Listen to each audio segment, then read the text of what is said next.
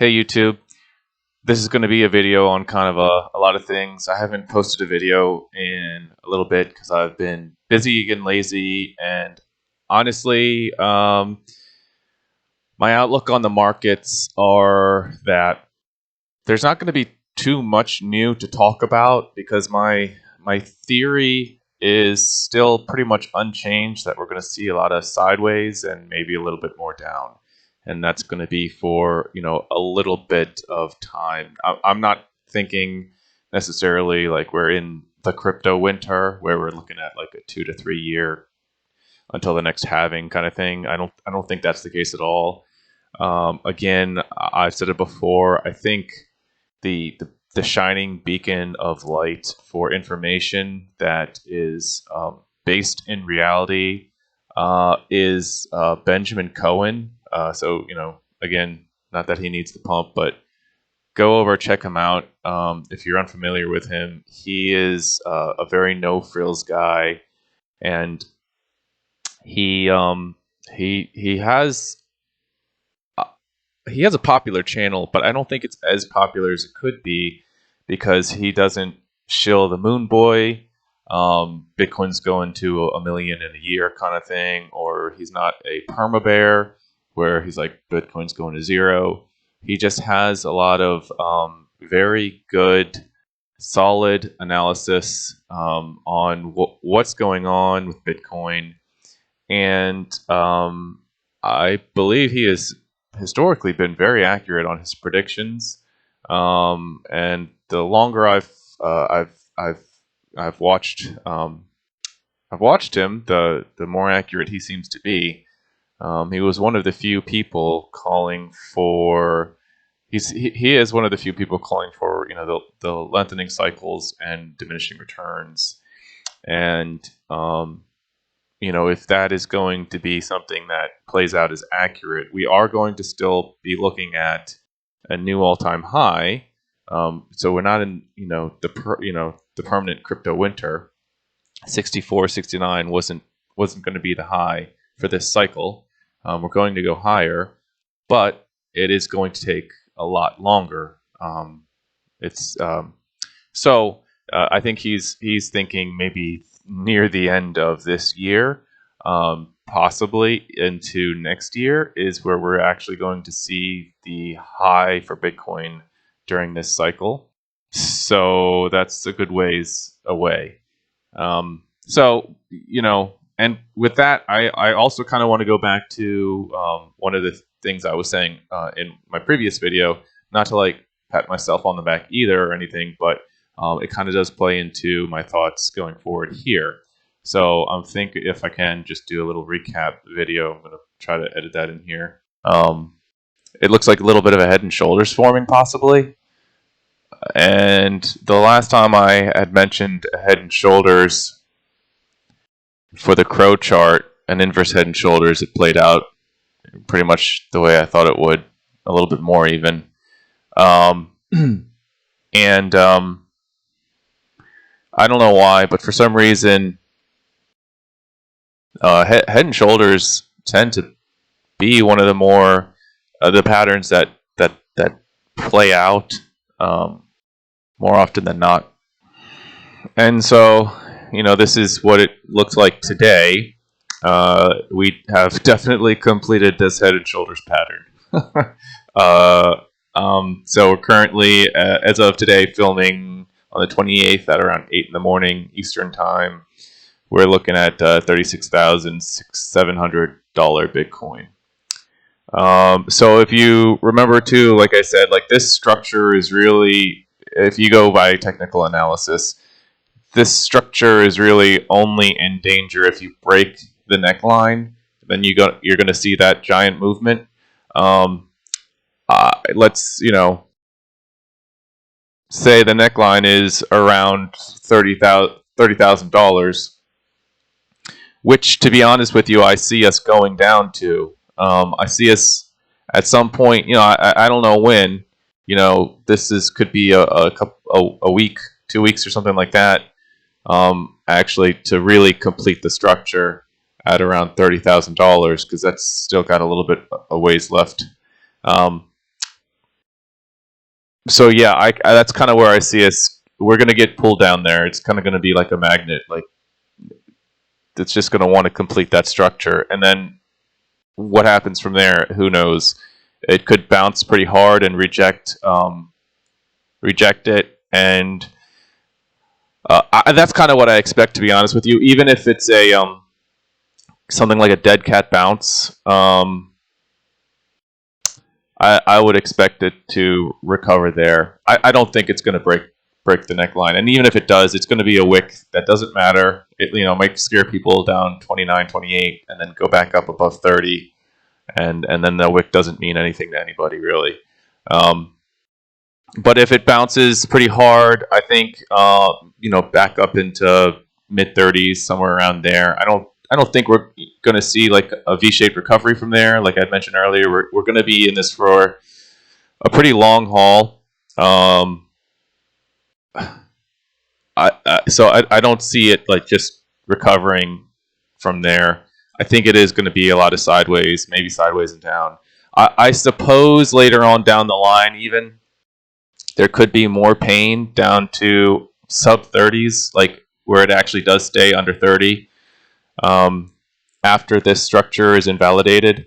Um, I mean, it's possible. I don't know how much confidence I'm putting into something like that, but I see, you know, I see mid 20s as possible, but I don't think we're going to hang out there long if it does go there.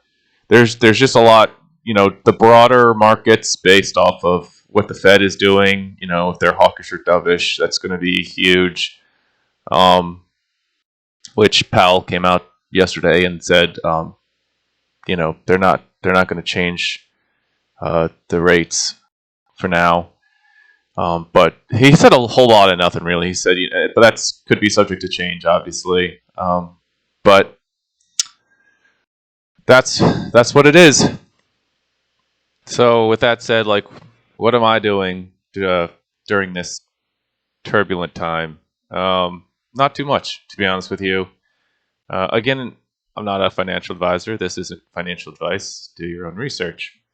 But I see a lot of people I know who this is kind of their first rodeo, and they're scared, and they bought high, and now they've sold low, and it really hurts to see that, and because I've been wrong. I'm going to admit that Bitcoin didn't go to where I thought it was going to go, but a lot of being wrong or being right is just timing, and you can't time the markets. It's time in the markets beats timing the markets. But it's just going to take longer, and you don't really realize your gains or losses till you buy or you sell. Um, and you're not supposed to buy high and sell low. You really only sell low if you don't understand or you don't have conviction in what you're holding, right? So if you bought at 60 and you see it going to 30 and you're selling, it's because you think, okay, well, this is going to go way lower. I'm going to lose a lot of money. But that's only if you don't understand what it is and have the conviction that, well, yeah, it's at 30, but that doesn't matter because it's going way higher, and it may not go way higher right now, but maybe at the end of this year or sooner or later, whatever. Um, Realistically, if you bought high at $60,000, something like that, that was less than a year ago, and you have to zoom out and look at the bigger picture on this. Look at the bigger picture on this. Bitcoin is a volatile asset. I mean, nobody is going to tell you otherwise. The volatility works both ways. It can go up like crazy, but it can also go down like crazy. And you just need to know, do your own research as to why it's not going to go to zero and why it's going to go up. Over time, Bitcoin pretty much just goes up. 2 to 3 years time horizon is typical. 4 years, maybe with this lengthening cycle. If you can hold 3-4 years, you're guaranteed, more or less, to nothing's a guarantee. You're almost guaranteed to have more money. But if you're holding for a year, less than a year, that's the gamble. You don't know. You don't know if it's going to be more or going to be less. You can have pretty solid ideas, but those could also be pretty wrong.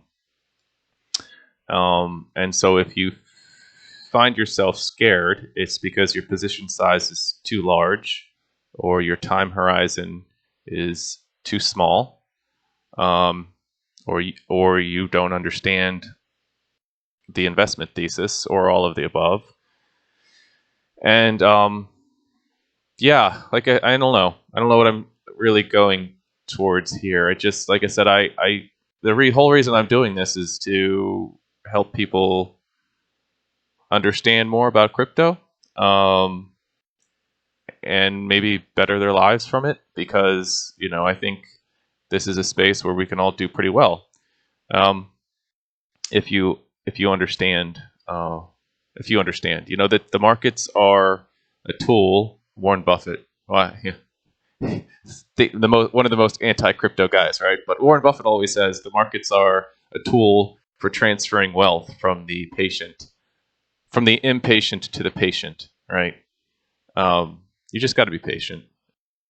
And let's be honest, if you bought at 60 and you're at 30 now, you've already suffered the pain of 60 to 30. Why sell now? What is likely the bottom? Yeah, it could always go lower, but how much more downside do you think there is? You've already suffered probably the worst of it, so you're going to sell now. That's either the impatience or being scared part of it. Again, I'm an idiot though, and I've been terribly wrong. I've been terribly wrong. So what do I know? Anyway, those are my thoughts. With all that being said, nothing else really matters except for Bitcoin right now, because not too much is going to do well. No altcoins are really going to do that great when Bitcoin is dying. I'm still very bullish in all the projects I've mentioned, but I'm not going to touch on them. There's not going to be too much in the way of updates if Bitcoin's not doing well. It's all going to depend on Bitcoin. So with that being said, I'm still trying to promote the channel, trying to get to 100 subscribers. So if you like and subscribe to the video, when I reached 100 subscribers, there's a chance that you could win 100 Crow. That's what I'm trying to give away, 100 Crow. Who knows if it'll be worth $5 or $5,000 by the time that happens. We'll see. But it will be 100 Crow to one of the lucky winners. If you stay tuned, watch the video. When I get to watch the videos I post when I get to 100 subscribers, I'll let you know how to be eligible. You got to watch the videos. I'll post a little update somewhere in there. So, stay tuned. And with that, enjoy a corgi.